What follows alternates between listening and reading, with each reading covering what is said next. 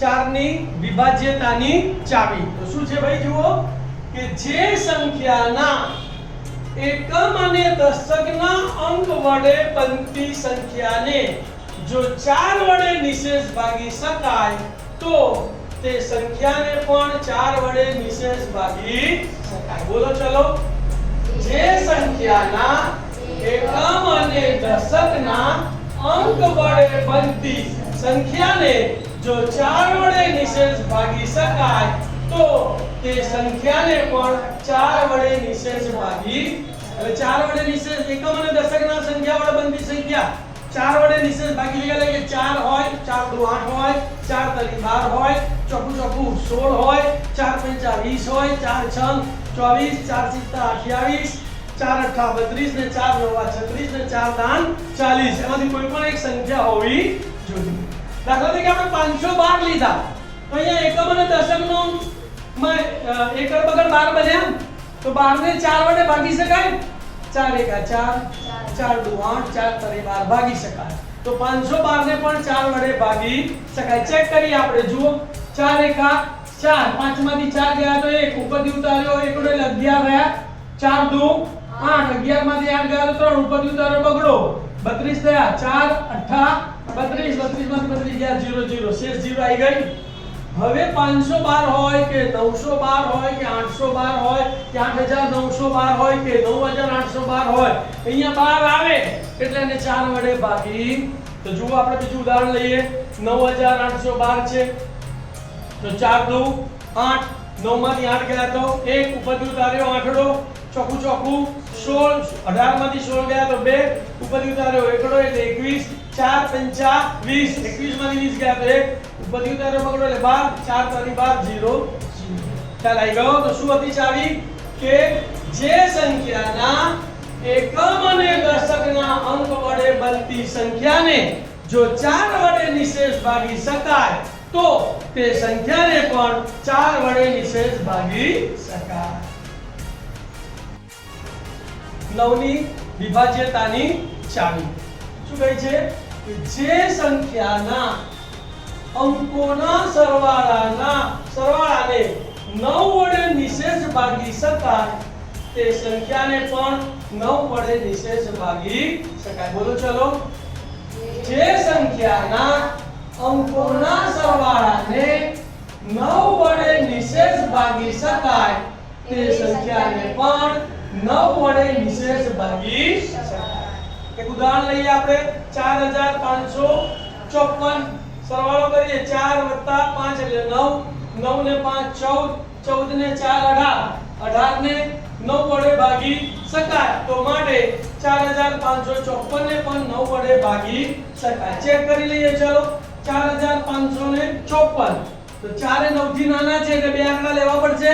45 લીધા, 9 એકાનો ઘડ્યો 45, 9 પંચા 45, 5 માંથી 5 ગયા 0, 4 માંથી 4 ગયા 0, ઉપરથી ઉતાર્યો 5. 5 એ 9 કરતા કેવો છે? નાનો એટલે ભાગ ન ચાલે. તો ભાગ ન ચાલે ની શું મૂકવાની? 0. ઉપરથી બીજો આંકડો ઉતારવાનો તો ચોકડો ઉતાર્યો એટલે 54 થયા. 9 6 54, અહીંયા 6 આવશે, અહીંયા 54, 4 માંથી 4 ગયા 0, 5 માંથી 5 ગયા 0. તો 4554 ને 9 વડે ભાગી શકાય. એવી જ રીતે એક બીજી સંખ્યા લઈએ. 6381, 6 ને 3 9, 9 ને 1 10 ને 8 18, 18 ને 9 વડે ભાગી શકાય. તો 6381 ને પણ 9 વડે ભાગી શકાય. 6 9 થી નાના છે એટલે બે આંકડા લેવાના. 9 એકાનો ઘડ્યો 63 સુધી, 9 સિત્તા 63, 3 માંથી 3 ગયા 0, 6 માંથી 6 ગયા 0, ઉપરથી ઉતાર્યો 8ડો, ભાગ ન ચાલે ની 0, ઉપરથી ઉતાર્યો 1ડો, 9 9 81, 81 માંથી 81 ગયા 0. તો 9 ની ચાવી શું હતી ભાઈ? કે જે સંખ્યાના અંકોના સરવાળાને 9 વડે નિશેષ ભાગી શકાય તે સંખ્યાને પણ 9 વડે નિશેષ ભાગી શકાય. 10 ની વિભાજ્યતાની ચાવી શું કહે છે? જે સંખ્યાનો એકમનો અંક 0 હોય તે સંખ્યાને 10 વડે નિશેષ ભાગી શકાય. બોલો બધા. જે સંખ્યાનો એકમનો અંક 0 હોય તે સંખ્યાને 10 વડે નિશેષ ભાગી દાખલા તરીકે 510 લીધા, એકમનો અંક 0 છે તો 510 ભાગ્યા 10 કરીએ તો શૂન્ય શૂન્ય ઉડી ગયા, કેટલા વધ્યા 51. બીજું એક ઉદાહરણ લઈએ તો 2000, એકમનો અંક 0 છે તો 2000 ભાગ્યા 10 કર્યા, શૂન્ય શૂન્ય ઉડી ગયા, કેટલા વધ્યા 200. તો 10 ની ચાવી સાવચારી છે. બોલો, જે સંખ્યાનો એકમનો અંક શૂન્ય હોય તે સંખ્યાને 10 વડે નિશેષ ભાગી શકાય. 11મી વિભાજ્યતાની ચાવી. વિદ્યાર્થી મિત્રો, આ ચાવી થોડી અટપટી છે તો ખૂબ ધ્યાન આપજો. જુઓ શું થાય છે, આપેલી સંખ્યાના એકી સ્થાન પર આવેલા અંકોનો સરવાળો. એકી સ્થાન પર આવેલા અંકોનો સરવાળો એટલે પહેલો આંકડો, પછી એક આંકડો છોડી એક આંકડો, પછી એક આંકડો છોડી એક આંકડો, બરાબર. એ તમામ અંકોનો સરવાળો અને બેકી સ્થાન પર આવેલા અંકોના સરવાળાની બાદબાકી 0, 11 કે 22 હોય તો તે સંખ્યાને 11 વડે નિશેષ ભાગી શકાય. ફરી એકવાર બોલો, ચલો. આપેલી સંખ્યાના એકી સ્થાન પર આવેલા અંકોનો સરવાળો અને બેકી સ્થાન પર આવેલા અંકોના સરવાળાની બાદબાકી 0, 11 કે 22 હોય તો તે સંખ્યાને 11 વડે નિશેષ ભાગી શકાય. ઉદાહરણ જોઈએ આપણે. 5,89,325 એકી સ્થાન ઉપર સંખ્યા એટલે પહેલી સંખ્યા 5, પછી એક છોડીને 3 અને એક છોડીને 8 અને પછી બાકી બધાનો સરવાળો, બરાબર. તો એકી સ્થાન પરના અંકોનો સરવાળો 5 + 3 + 8, 5 ને 3 8 અને 8 ને 8 16. બેકી સ્થાન પર આવેલા અંકોનો સરવાળો એટલે 2 + 9 + 5, 2 + 9 એટલે 11, 11 ને 5 16. બંને સરવાળા કેવા આયા? સરખા. તો તેમનો તફાવત શું આવશે? 16 - 16 એટલે 0. 0 આવી ગયો.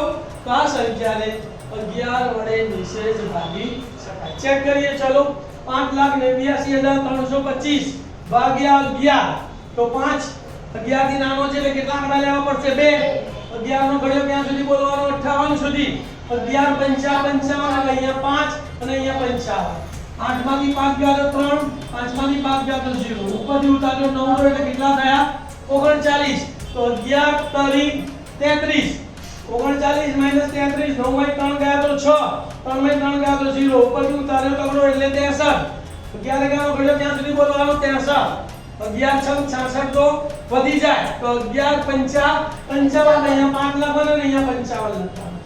3 માંથી 5 જાય ના જાય તો અહીંયા 10 લેવો પડે તો 6 ઉપર એક ઓછો થાય એટલે 5 આવે અને 3 ની જગ્યાએ 13. 13 માંથી 5 ગયા તો 8 અને 5 માંથી 5 ગયા તો 0. ઉપરથી ઉતાર્યો પકડ્યો એટલે 82.